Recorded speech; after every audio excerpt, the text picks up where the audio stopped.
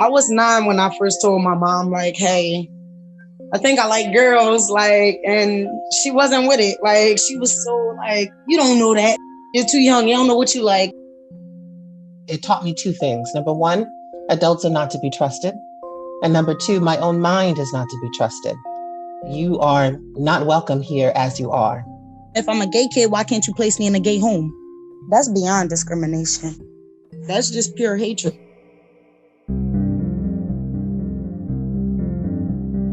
This is Season 3 of Sounds Like Hate, a podcast series from the Southern Poverty Law Center.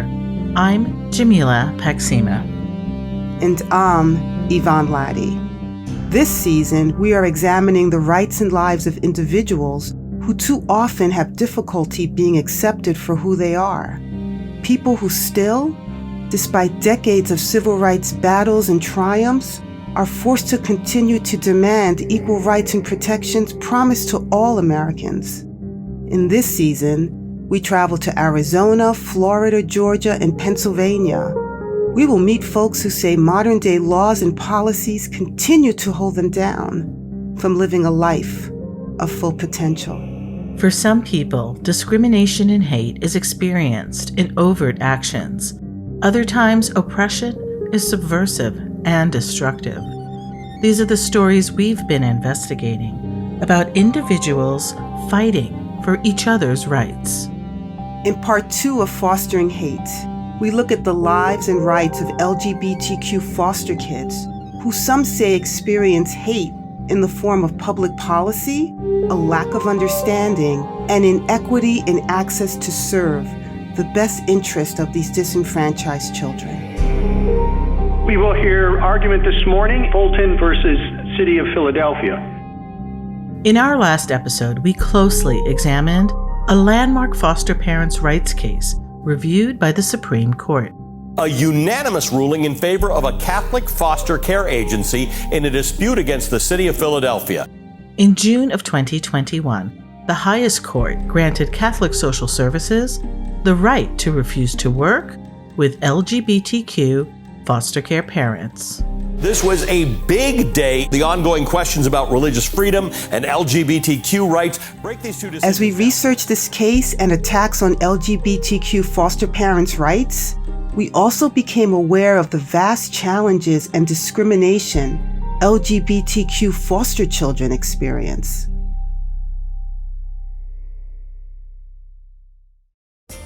Learn how you can become a foster or adoptive parent. Family means support, love.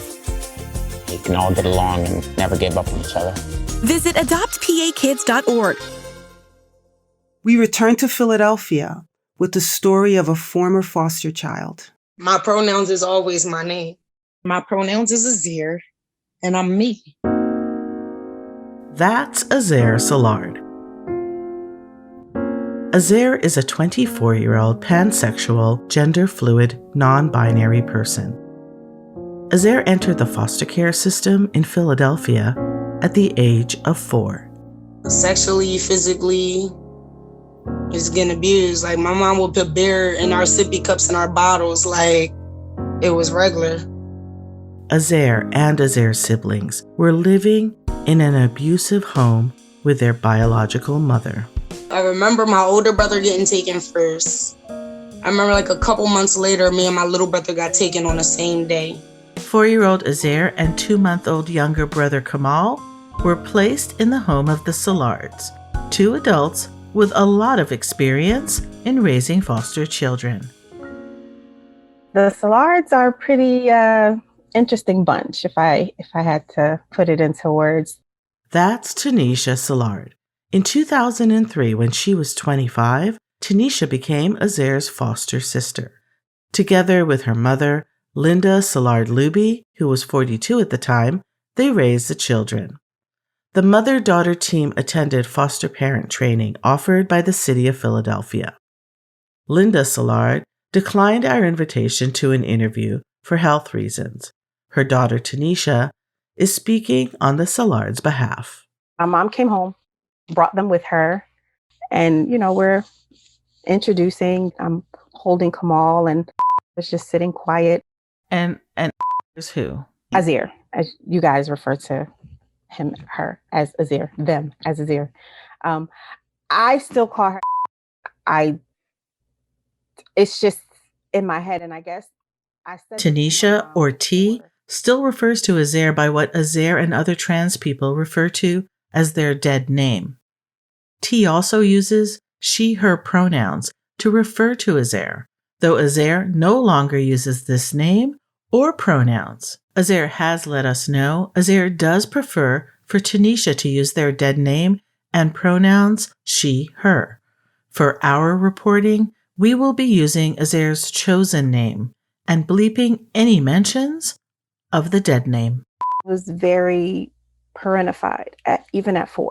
She felt the need to tend to Kamal when he cried. She wanted to check to see if he was hungry. Oh, I have to change his diaper. So just that let us know that it was definitely, she was taking care of him, even though he was only 2 months old. At the time, I just knew that I couldn't leave my brother.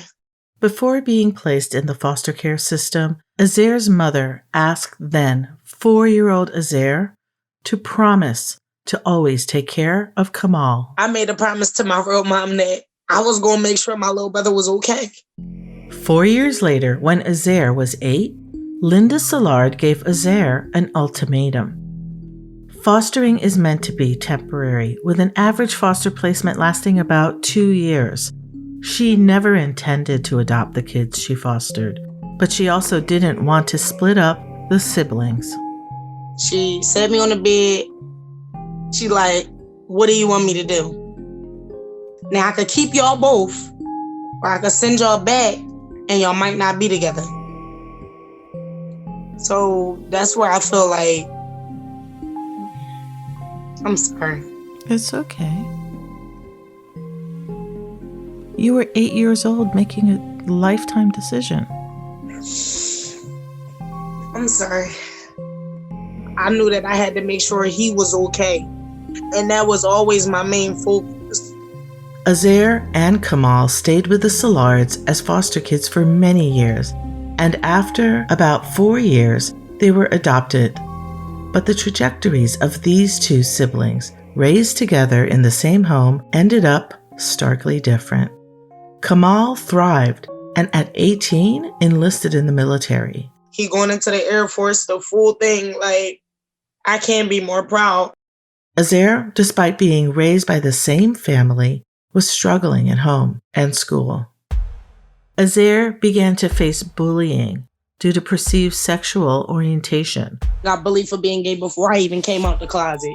It went from people calling me all types of dykes, which I didn't know what was at the time. And I was so confused, and people would just be like, oh, you like girls, you're gay, you're gay, you're gay. Like I would have boys walk past and smack my butt, or like people push me down. Like I would get into fights because of it. Then Azir began to have questions about sexual identity. So at first I thought I was just gay and I just like wearing boy clothes. Since school wasn't a safe space, Azir shared the realization with the Szilards. I first told my mom, like, hey, I think I like girls, like, and she wasn't with it. Like, she was so like, you don't know that, stop. Like, you're too young, you don't know what you like. Yeah, my mom told me I was confused. Every time I told her that.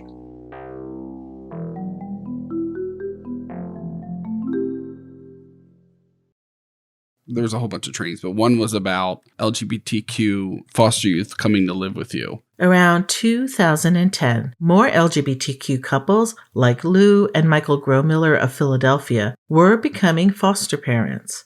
The two gay dads attended several foster parent training sessions for their then 6-month-old daughter. And it was teaching these parents that, what would you do if a child came into your care and was gay or lesbian or trans, or while they're with you and living with you, then they came out? Like, how would you react? What followed was homophobia and stares. And we had to sit there listening to people's homophobia while we were in the training, and they knowing that Lou and I were gay. And we were in the corner, and I felt like everybody who had something to say would always look at us as a reaction. One of the most uncomfortable situations I was ever in, because we heard some of the extremist views were like, if she was with me for a year and she was a lesbian, I'd kick her out that day. No one's putting on my makeup. No one's wearing a dress in my house. That's not how way God wanted it to happen. Yeah. Too often, adequate vetting and training as a foster parent is lacking. We walked out of there, we're like, holy crap, there is a lot of children in situations where they're supposed to be better situations, and it's just as horrible. I'm being bullied. I got tired of it. This is our producer, Sam Riddell, asking Azair about bullying. Were there any adults in your life, whether it be at school or at home, who you went to talk about the bullying? No. Why not? Because why? To hear, don't worry about it. And then eventually I just started, forget it. Now I'm going to just walk around and I'm going to terrorize the school. Azair had violent outbursts. The Solards turned to professionals for support as the incidents increased. Unable to manage the situation, Azair was placed in a group residential facility and back into the child welfare system, a circumstance too common for LGBTQ youth. Foster care is supposed to be temporary and brief. It's supposed to be about protecting a child, but getting them back into a permanent home. That's Dr. Bianca D.M. Wilson, the Rabbi Zaki Senior Scholar of Public Policy at the Williams Institute. Unfortunately, ending up in group facilities is associated with a lower likelihood of ending up in a permanent home, which makes that kind of placement not ideal. And that is the kind of placement that LGBTQ youth are more likely to end up in. Her research examines the role of poverty, sexual health, and systems impacting LGBTQ youth and queer women. There is no federal data available on the number of LGBTQ foster children, but according to the Williams Institute's Los Angeles-based study and similar studies around the country, 30% of foster children are LGBTQ, a striking data point, which is 3 times higher than the national average of 11% of the general population who self-identify as LGBTQ youth. When we say that there's 20 to 30% of youth in foster care that are LGBTQ, this is far beyond the percentage that queer youth make up in our general population. And why are so many in the system? We do know that LGBTQ youth are more likely to end up in group homes or other types of residential facilities. They tend to get moved around more. So that, in addition to them reporting being treated more poorly, are all likely factors impacting whether or not they end up in permanent placement. Today, there are more than 400,000 children in the foster care system. Most states do not track children by their gender. Existing research finds that LGBTQ youth of color are overrepresented in the child welfare and juvenile justice systems. The disparities they experience are unsettling. In some states, like California, where foster children are tracked, nearly 1/3 of the children are LGBTQ or questioning. They have a higher than average number of foster placements and are more likely to be living in group homes, be hospitalized for emotional reasons, or be homeless at some point in their lives. My name is Nia Clark. My pronouns are she, her, and hers. I actually grew up in foster care. Nia is a 38-year-old Black trans woman. I went into the system around the age of 8. She, like many others, experienced a tumultuous path to find her family. Profound poverty and hardship led her into the Maryland and later Massachusetts child welfare systems. My birth mother and I were experiencing homelessness in Maryland, and I was facing a great deal of physical, emotional, and mental abuse. Today, Nia is a licensed clinical social worker and advocate. She works with organizations like Big Brother and Big Sister of America and Human Rights Campaign Fund on their LGBTQ foster agendas. She also trains child welfare agencies in becoming more LGBTQ affirming by tapping into her own experience. When she was only 8, Nia was forced to make a painful choice. The judge had asked me, do you want to go into foster care? Do you want to stay with your mother? And I'd elected to have a new life that would be hopefully free of abuse and have some stability. She was placed with a single foster mom. I remember the very first day and feeling so anxious, so nervous, and wondering if I'd made the right decision. Around the age of 5, Nia says she had an awareness of being transgender, and around the age of 8, began to vocalize these feelings. Trans children typically experience gender dysphoria, or a sense that their gender doesn't match their assigned sex at birth by the age of 7, according to a 2020 study published by Cedars-Sinai. I remember just saying to my foster mother, I think I'm a girl. I feel like a girl. I think I'm a girl. And this is 1991, where, like I said, the language didn't really exist. And at first she responded very positively, at least what I perceived to be positive. You're doing this now because you don't want to even get accultured as an adult male. Exactly. She referenced Donahue.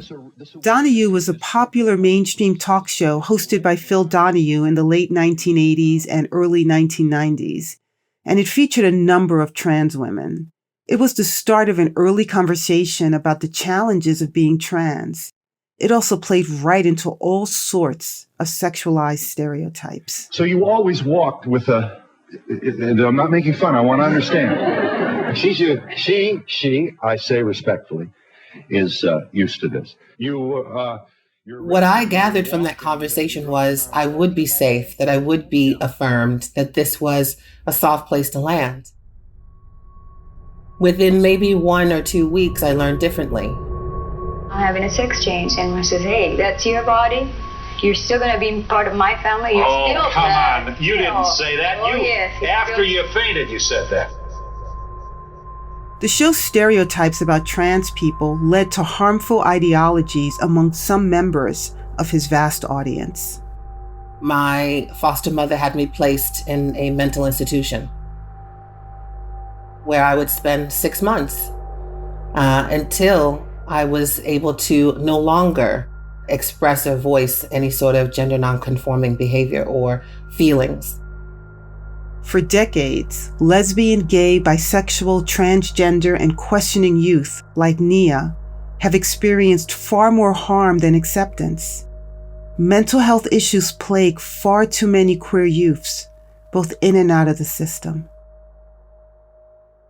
Here again is Dr. Bianca D.M. Wilson. In the US, we find that LGBT youth have higher rates of psychological distress, suicidality than non-LGBT youth. And that appears to be the case even for our youth in foster care. We also know that foster youth experience high levels of psychological distress compared to youth who have never been in foster care. You can imagine then that for LGBT youth in foster care, they're really sitting at the intersection of two groups that already experience a lot of vulnerability to mental health distress. And we see that in the data. Nia left her first foster care placement weary of future caretakers and weary of her own gender identity. It taught me 2 things. Number 1, adults are not to be trusted. And number 2, my own mind is not to be trusted. You are not welcome here as you are. You must conform. From then on, Nia bounced from home to home, as is the case with many foster care kids, particularly older kids, ones of color, and LGBTQ youth. In 2019, a study published in the journal Pediatrics says 30.4% of the youth living in foster care were in unstable housing. 25% of these youth self-identified as LGBTQ, living in unstable foster homes. They reported having higher rates of substance use, poorer performance at school, and poorer mental health conditions. Nia's experience was rough. It was a very nomadic lifestyle, and I didn't really have luggage, so just traveling around with trash bags.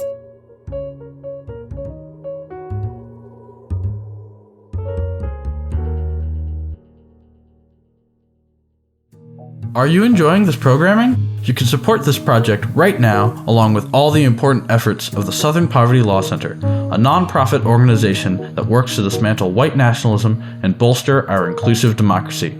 Simply visit www.splcenter.org and click the donate button. There, you'll find all the quick and easy ways to support the production of this content and join in the SPLC's movement for a more just and equitable society. In foster care, it is common during the process of finding a placement for a child to meet and spend time with prospective foster parents. The arrangement is facilitated by a social worker. At the age of 14, during one such arrangement, Nia found herself again in the midst of a non-LGBTQ affirming adult. I was in a foster home with a devoutly religious woman who had assured me that while I was in her care, that she was not going to try to force her religion on me. As of 2019, some states in the U.S. had freedom of religion written into their foster child Bill of Rights. That is the freedom for foster children to not participate in their foster parents' chosen religion. The Massachusetts Bill of Rights states that every child shall be treated with respect by DCF staff, foster parents, and providers without regard to race, ethnicity, sexual orientation, gender identity, religion, and/or disability. Only 27 states and the District of Columbia prohibit discrimination based on sexual orientation and gender identity. Within maybe the first couple of weeks, she had already taken out a Bible, sat me down at the kitchen table, and kind of opened it up and made me go through Leviticus and Corinthians and Genesis and basically be told that I was going to hell for being LGBT. Nia was not placed with this prospective parent. She ended up spending much of her life in the foster care system. You just kind of languish on the vine. I was in over 15 placements over the course of 14 years. The vast majority of those were residential treatment facilities and group homes. So, what is the reason why LGBTQ youth are overrepresented in foster care? That's a complex question because for every foster youth, there are different reasons. For me, it was a confluence of things. So already being Black, already being poor, already having been marginalized, and then that being compounded by being a gender minority, being trans, and trying to find that safety in the adults who are tasked with my care, and to be categorically rejected. It creates a sort of social anxiety. We may already assume that we're not welcome. I describe it kind of as a television show, and there's a main cast. And me as a foster kid, I always felt like I was a guest on that show. In 1998, Nia found a foster mom, a social worker she met while working as an HIV/AIDS peer educator. Nia was 15, still desperate to be wanted in a family.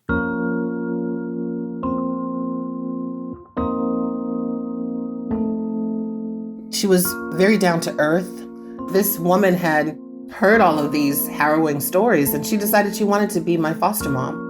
And I was extremely excited about this because this, to me, sounded like I will finally have that forever home. Nia decided to come out to this foster mom as trans. I decided to be honest and forthcoming, and I told her, I feel like a girl. I believe I am a girl. I am a girl. And she said, all right, I accept you for who you are. Thank you for telling me. Here's something I want you to do. Her foster mother made a request that Nia viewed as destructive, and many experts now agree. I don't feel comfortable with you dressing outside of the house. I would rather you dress only in the house. You know, the neighbors may talk. I don't want you to be bullied. Just makes me uncomfortable. I would rather you dress however you want to, but in the house. We reached out to Nia's former foster mother, who does not wish to be named. She confirmed she did ask Nia not to present as a young woman outside of the home, and says she did this because she thought it would be safer or help Nia avoid instances of bullying or harassment.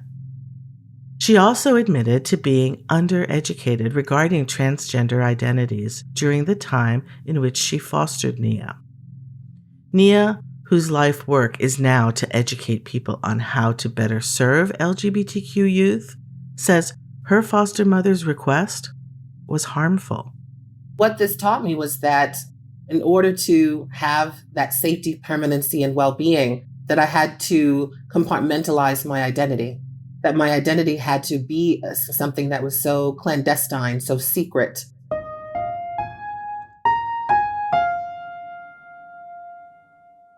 Rejection and longing for acceptance were also common emotions for Nia and Azair. Growing up, Azair often felt unwanted. I felt like I was misunderstood. She was 4 years old when they first came. Kamal began to fit in immediately because he was a baby. So we weren't all he knew. On the other hand, it took some time. She was very loud, very energetic, very oppositional. Azair's emotional outbursts seemed to stem from Azair's relationship with Azair's biological mother. Prior to them being adopted, they would still get visits with their mom. Sometimes she would show up, sometimes she wouldn't. You know, of course, would be upset. So she would go upstairs and destroy her room. And as much as we didn't want her to destroy her room, we knew she had to get that out. These occasional visits by Azair's mother were triggering and traumatic, and Azair wasn't able to verbalize the feelings of betrayal and pain caused by Azair's mother's broken promises. All I played in my head every day was like, promise me you're gonna make sure your brother all right and I'm gonna come back and get y'all. So I held on to that every day. Mentally, it f***ed me up. Like, it made me reject the love that I was getting. I didn't see it as love. Like, I seen it as they was trying to take my mom's place, and I didn't want that. Like, y'all don't really love me. Y'all can't. Y'all not my family. And then it was a thing of me being gay, and that wasn't accepted. So, yeah, you don't love me. It made me push away from people. It made me more closed in. Like, I didn't want to be around nobody. I didn't want to socialize. I didn't understand why I did half of the stuff that I did. And certain things would just, trigger you to have a break of some sort? Like, somebody told me my dad didn't love me before, and I, completely snapped out. I lost it. We do know that LGBTQ youth, in our study of youth in schools, those that were in foster homes were more likely to have kind of some issues with their academics, lower grades compared to those who were not in foster care. Dr. Wilson says not having a permanent home, a loving, affirming family, a parent to make sure you do your homework and celebrate academic milestones hurts these children. Nia experienced this firsthand. When you're at school, you're already believing that someone is going to make a comment, someone is going to physically assault you. So you're always on alert. You're always hypervigilant. But it also can make a young person very angry when often it may be, I'm rejected by everyone else. I'm likely going to be rejected by you. So let me throw my anger out your way. This causes this conflict at home. And all of a sudden, a foster parent or an adoptive parent doesn't know what to do.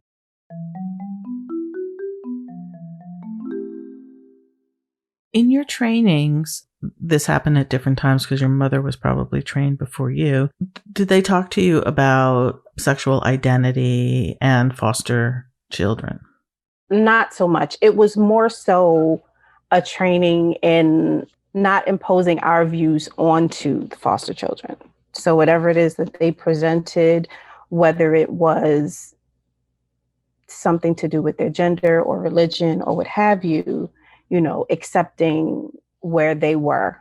And that was it. Sometimes a family's family rules, morals, boundaries are based on beliefs and religious beliefs. So how do you navigate that? You navigate it to the best of your ability. Like, we would take the children with us when we would go to church. Of course, not wanting to get up on a Sunday morning and get dressed, you had that kind of pushback. But, once we would get there, it wouldn't be an issue. Well, I used to walk into church all the time, and every time I walked in, they were talking about how being gay and bi was a sin. Azair says there were religious ideas imposed from the church that the Salards attended weekly. My little brother had asked me, is like, being gay and bi is a sin. I said, it doesn't say that in the Bible. Show me where does it say that being gay and bi is a sin. He said that God said that he made woman for man and man for woman. My little brother had looked at me in my eyes so serious and asked me, so you think that's cute? And I was just like, in so much disbelief, like, that's my best friend, my heart. And he asked me that, and it hurt. If you're enjoying this programming, consider a gift of support to the Southern Poverty Law Center, the nonprofit organization behind the Sounds Like Hate podcast. Now, in its 50th year of fighting hate and bigotry, the SPLC works in partnership with communities to end white supremacy by serving as a catalyst for racial justice in the South and beyond. Visit www.splcenter.org today and click the donate button to discover ways to support this and all its important work for justice and equity.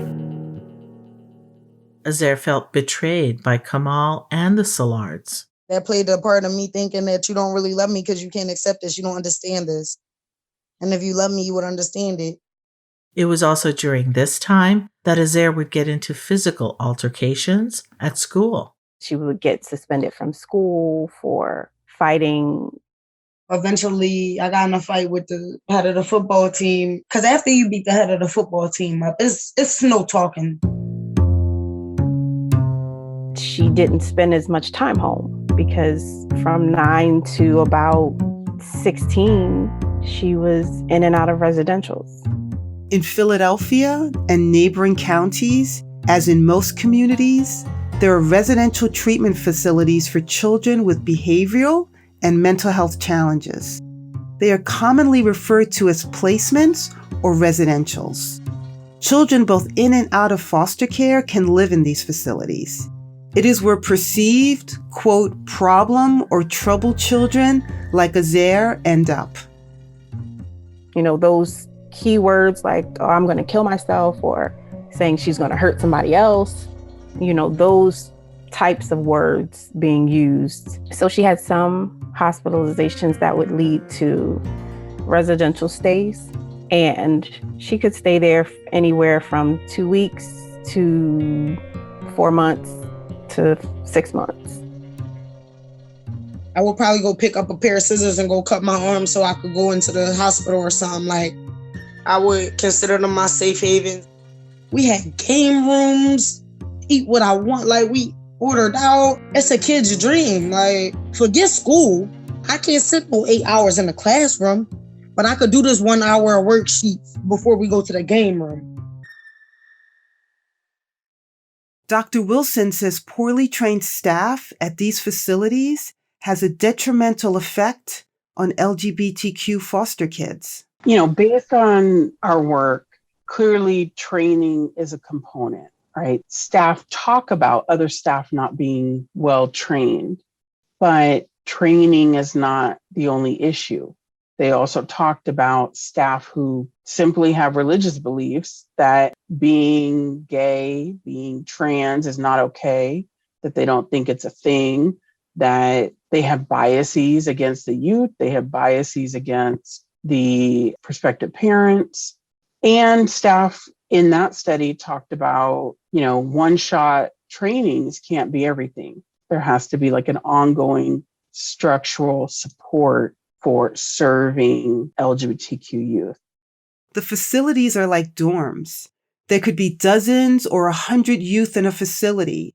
You can have 2, 3, or 4 kids in a room. Staff is not the same as having a parent. The staff comes and goes. It's shift work, which means there's no guarantee how well-trained any given staff member might be. The staff in these placements were worse than the kids. They were abusive. It was a time where I got put into restraint and my arms was put behind my back. But when the staff did it, he pulled me up, pushed me, and then pulled me down. And I had a pin clipped onto my shirt. And I don't know if you can see it, but I got stitches right there.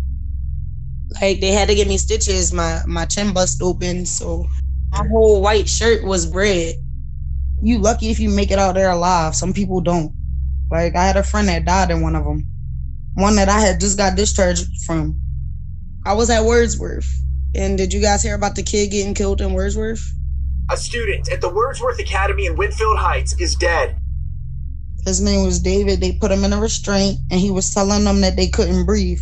He kept telling them they couldn't breathe and they wasn't listening. He passed away after a struggle with faculty around 9 o'clock last night.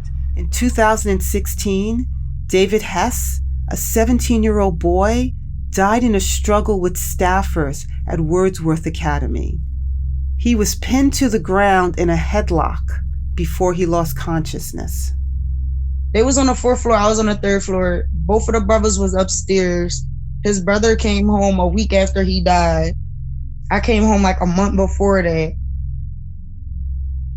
Wordsworth settled the case privately for an unknown amount, and the institution filed for bankruptcy in 2017. Hess's death prompted the state to order the closure of Wordsworth, the city's only residential treatment facility for troubled young people. Azair never filed a formal complaint about the incident. In 2018, the Wordsworth Academy was acquired by Public Health Management Corporation, which is Philadelphia's community-based agency designed to overlook the city's child welfare services. The same year, the city of Philadelphia was rocked again by another revelation in the child welfare arena. A dispute involving Philadelphia's Catholic social services and the city's foster care system. The dispute erupted a couple years ago due to Catholic social services policy not to place children with same-sex couples. The case was heard in both the district and Third Circuit courts, and CSS was denied in both instances. We will hear argument this morning in case number 19-123. However, CSS appealed again, this time to the Supreme Court, and the Supreme Court agreed to hear the case. A unanimous ruling in favor of a Catholic foster care agency in a dispute against the city of Philadelphia. So let's talk about this Supreme Court ruling. What do you understand happened and what's your feeling on it? Understand that they're ruled in Catholic services favor, and I'm highly disappointed in that, honestly. On June 17th, 2021, in a stunning unanimous vote, the Supreme Court ruled on Fulton versus Philadelphia in favor of Catholic social services, claiming the city of Philadelphia was in breach of contract. Due to a very small technicality, but this isn't the end of it. The ruling avoided tackling the main target, the question of religious freedom. So what I see happening is other civil rights organizations, legal organizations try to bring this up to the Supreme Court. And I am concerned that given the conservative majority, they may actually not rule in the favor of protecting our most vulnerable, our most marginalized communities, specifically LGBTQ individuals and subsequently LGBTQ youth in systems of care. How different would life possibly be for foster children, like Azair or Nia, if they had the option of affirming families? All right, what's the name of your poem? It's called Constant War. I can't get these thoughts out my head. I try to tell them, but I fear they don't quite understand. And this feeling I can't shake. She's in my head, screaming and yelling, trying to find a way to escape. Awaiting my slip up, just one mistake, and my very existence could be at stake. I'm like a ticking time bomb, trying to get these thoughts up out of me. I'm at a constant war with myself, trying to figure it out, but it's not so easy. trying to figure out what I'm still fighting for. My pain is just not something that I quite endure. After a series of 21 hospitalizations and residential placements, Azair ran away from the Salards to live with Azair's biological father. Azair's biological father was not viewed as a fit parent by the city, and once again, Azair was given a choice: to stay with the Salards or re-enter the foster care system. Azair chose to re-enter the system and was placed in a foster care group home at the age of 16 and assigned a different social worker who would only use Azair's dead name. Despite what I wanted her to call me, she called me my legal name. See, looking at it now, I see that it was discrimination because despite what you had to put on paperwork, you could have called me what I wanted you to call me. Being in the system just wasn't serving Azair. I discharged myself when I turned 18.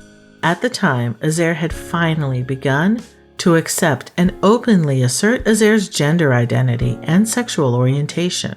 My best friend is a trans man, and he's so much like me. After being his friend for about a year, I was like, bro, I think I'm trans. No matter how much I try to be a girl, it just don't feel right to me. My best friend encouraged me, if that's what you want to do, bro, then I'm all for it. I'm here with you. I'll help you through it. I'll teach you what you need to know.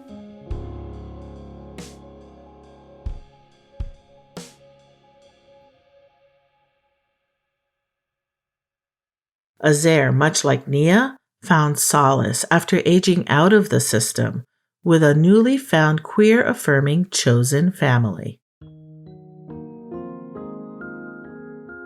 There's a place called Spontaneous Celebrations in Jamaica Plain. It's a community center and it's very queer friendly. And I ended up having to go there. They were giving a performance slam, a poetry slam that night. And I signed up for the poetry slam and I ended up getting on the mic and I said, my name is Nia. I'm 18 years old and I am homeless and I have nowhere else to live. I need a place to stay. I begged a crowd of strangers for a place to stay. And thank goodness for the chosen family that I amassed just with that request that I walked out of there with a place to stay.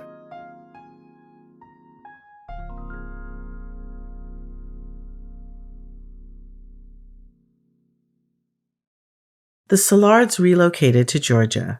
After some time and distance, when Azair was about 18 years old, Azair reconnected with Linda and Tanisha.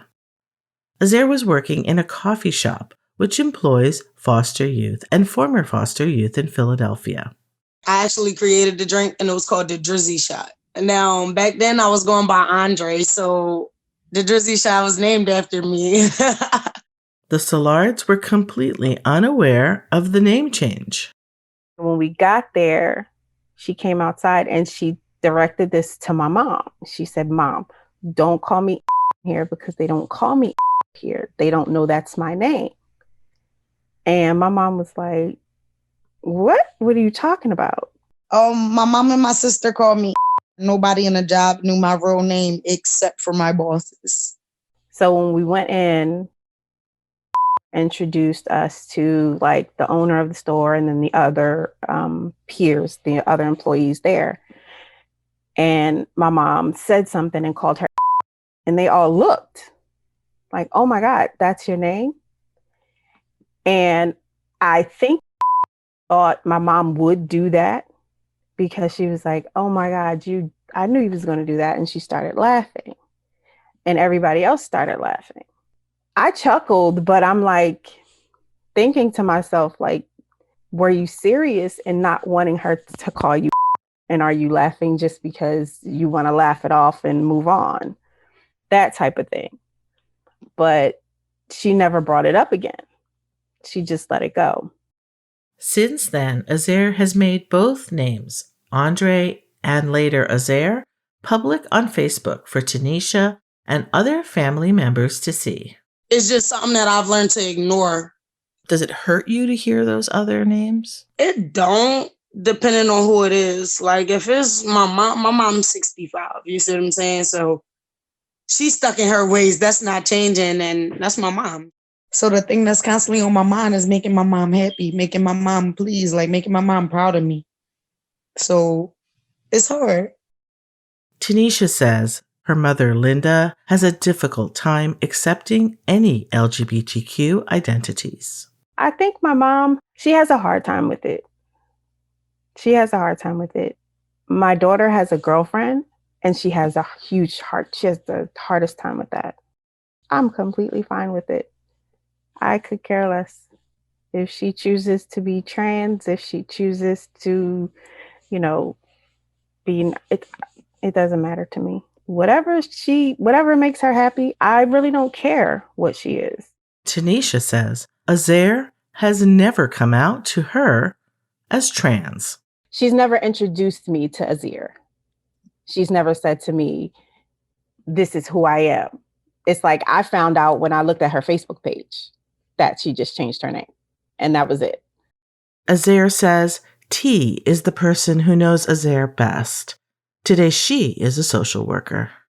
It sounds like you have a different relationship with your sister, and your sister works in counseling and therapy. Why haven't you been able to have that conversation with your sister? Well, being as though T is my closest person, I think that I was always scared of it being a conversation she wasn't willing to have with me. Being scared of rejection from her, because she is my role model. She is my biggest support. Struggles with acceptance, period. Not just with gender, just in general. The words Azair never heard at home but seems to still long to hear are, it's okay to be queer. It's okay to be non-binary. Or a simple, it's okay to be you. I've never heard that in my life. So what do you wish you knew when you were a child about your gender and sexual identity that you know now?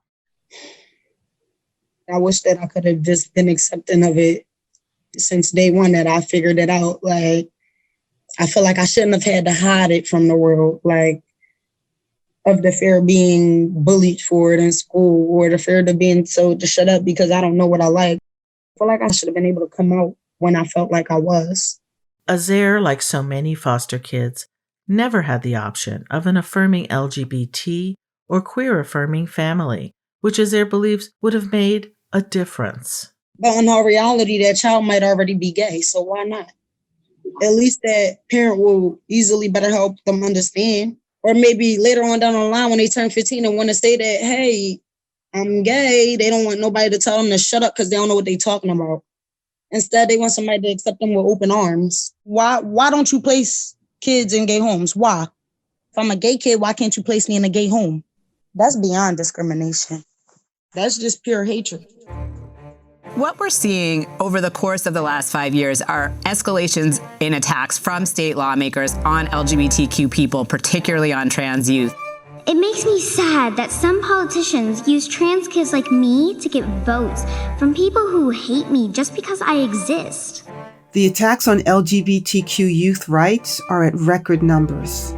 11 states allow welfare agencies to refuse placement and provide any services to children and families, including same-sex couples and LGBTQ people, if it's in conflict with their religious beliefs. And the trans youth community is under attack. As of the fall of 2021, nationwide, over 100 state bills ban sports exemptions and healthcare rights for trans youth.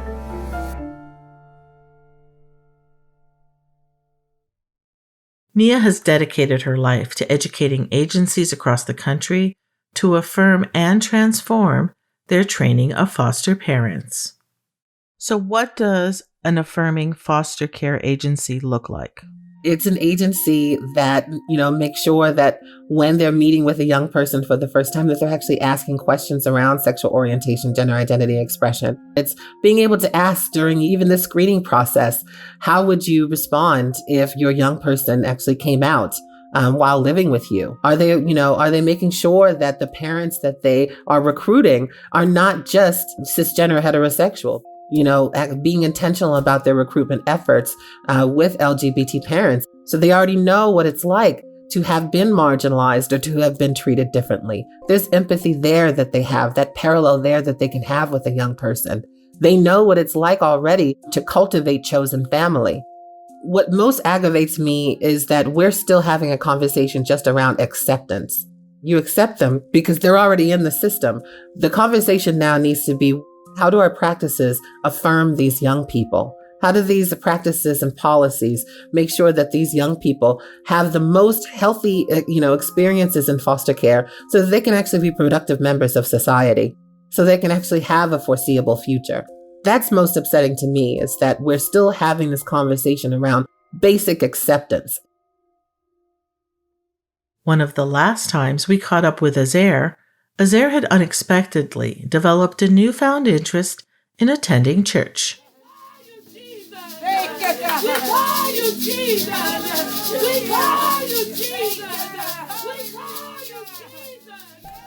The church is called New Hope Outreach Center. Azair has been going there for about a year, and on this particular day, Azair was headed out with one of the pastors of the church.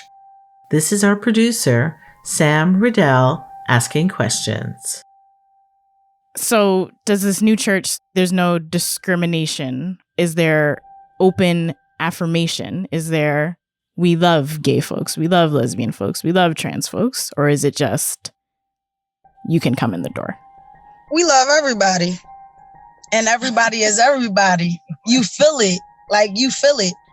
I done been with them. We going out. We're trying to get the people that's selling drugs on the corner to come into church. We love you. Jesus love you. Do we love you despite your being gay, or do we love you because you're gay? Doesn't matter. The pastor, Angelique Boulware, was clear about her position. All people are welcome. Every single person, everybody, no matter what your struggle is, what your addiction is, where your background, nobody cares about that. We want to love on you. We want you to be okay with you. Because if you're not okay with you, how can you come to God? How can you help somebody else? And we're all here to help somebody else in this life in some way, shape, or form.